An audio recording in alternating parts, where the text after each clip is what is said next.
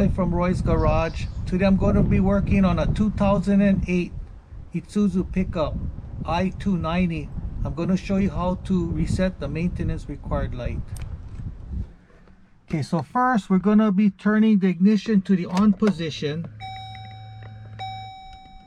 Then this trip button, we're going to be pushing it until you see oil life. Now I'm going to be holding this trip button down, and what's going to happen is it's going to beep 5 times. After it beeps 5 times, then it's all reset. So I'm going to be pushing it down now and holding it.